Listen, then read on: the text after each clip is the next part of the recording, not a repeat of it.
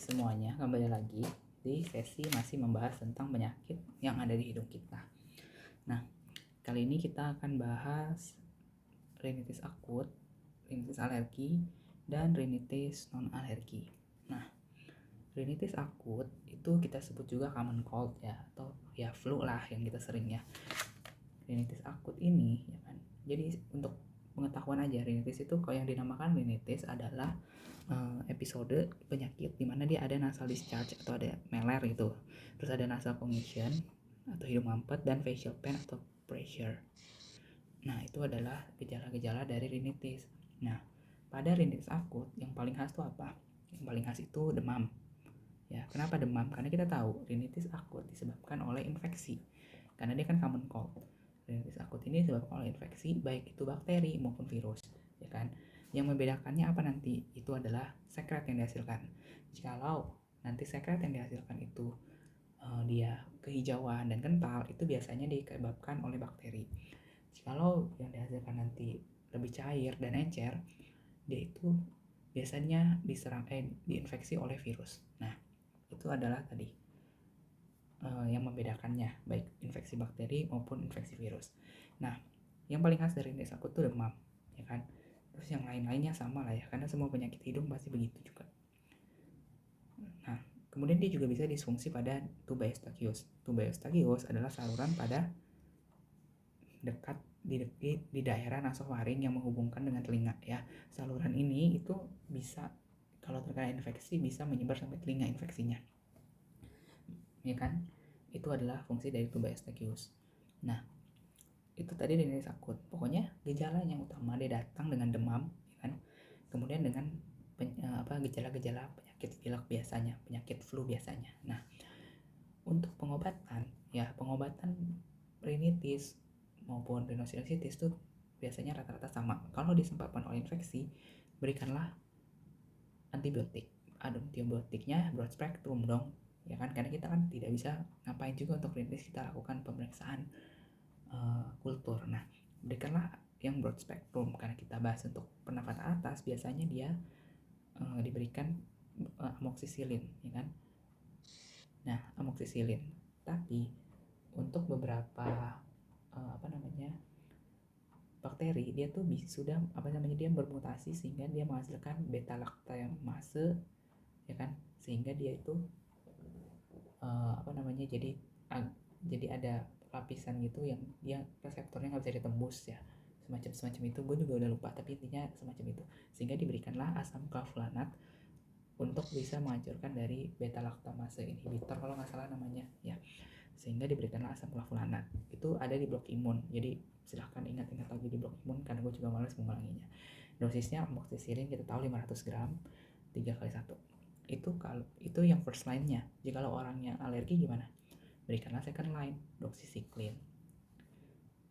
Nah, kemudian kalau misalnya dia itu tadi kalau akut bakteri, ya kan, rhinosinusitis. Kalau misalnya viral gimana? Kalau viral berikanlah terapi simptomatik.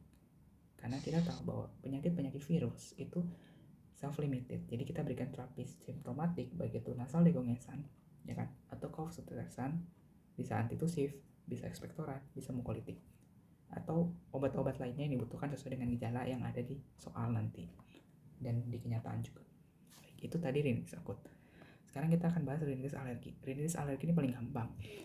Kalau misalnya di soal muncul ada penyebabnya, misalnya ada bulu kucing kah, bulu burung kah, atau ada debu. Nah, terus dia akhirnya jadi bersin-bersin, jadi pilek, jadi tersumbat. Nah, itu pasti rinitis alergi. Jadi rinitis alergi itu rinitis yang disebabkan oleh alergi. Gampang kan?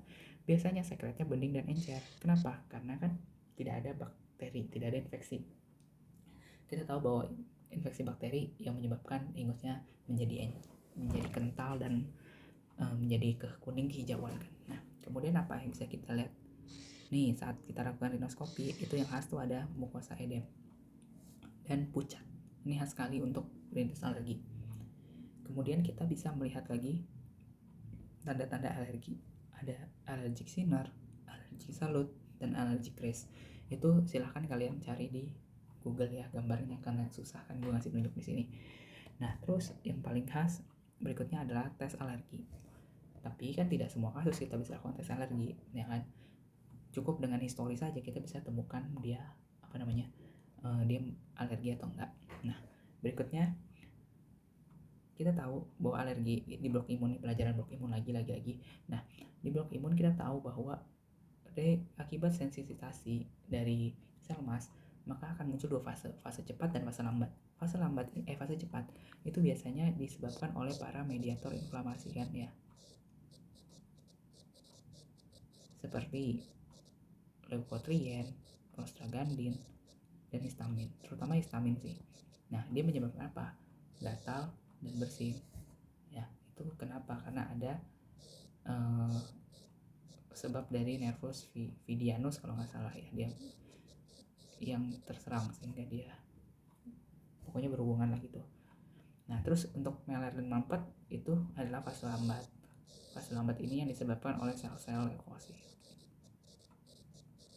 Jadi intinya nanti si sel-sel ini kesini kan ke daerah yang mengalami alergi ini, sehingga nanti dia jadi mampet karena banyak sel dan pembuluh darahnya melebar karena inflamasi. Nah gitu.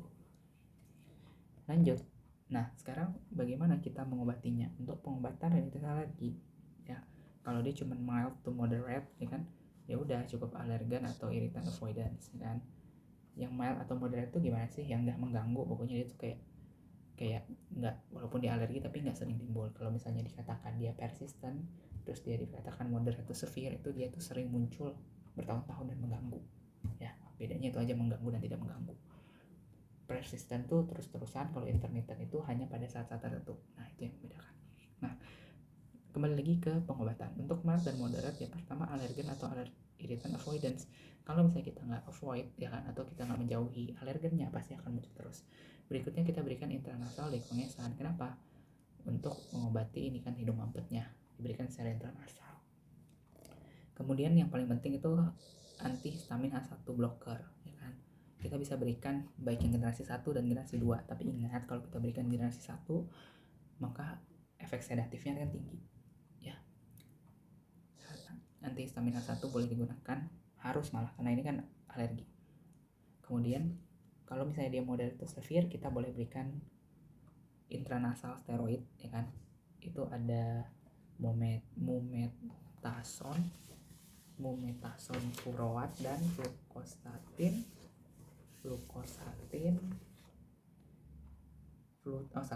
mometasone furoat dan fluticasone propionate. Nah itu dua intranasal steroid yang boleh diberikan. Nah kemudian ada lokal kromon dan memberikan terapi imunoterapi contohnya apa sih? Sensitisasi, yaitu dia akan diapain sih, kayak diperkenalkan secara perlahan-lahan sehingga dia menjadi kebal terhadap alergennya. Itu semua tadi tentang rinitis alergi. Sekarang kita akan bahas topik terakhir di video ini adalah rinitis non alergi. Nah rinitis non alergi itu disebut juga rinitis vasomotor ya. Jadi jangan sampai salah, jangan sampai ketukar. Jadi rinitis vasomotor adalah rinitis yang tidak disebabkan oleh alergi dan tidak disebabkan oleh infeksi. Gitu aja gampangnya. Gejala khasnya apa? Ya pokoknya dia tidak ada tanda alergi ya kan, tes alerginya negatif. Terus dia biasanya ada pemicunya, misalnya kalau misalnya mau heat misalnya, atau misalnya karena kita melihat anatominya nggak normal, misalnya ada deviasi septonasi sehingga terjadi rinitis ya kan. Bisa juga karena histori, misalnya obat-obatan tertentu kah, atau ya pokoknya kayak gitulah ya. Terus gejalanya sama ya, hidung tersumbat, rhinore, bersin, gatal, nih gejala-gejala umum lah ya. Kadang bisa juga terjadi hidung berbau. Nah bagaimana caranya? Ya pertama penyembuhannya kita berikan avoidance dari pemicunya ya kan. Terus berikan intranasal antikolinergik, terus topical steroid juga boleh, antihistamin boleh, fluvoxamine spray intranasal boleh, dan hindari dekongesan topikal ya. Itu adalah untuk rinitis akut, rinitis alergi, dan rinitis alergi. Selanjutnya nanti kita akan bahas di video selanjutnya.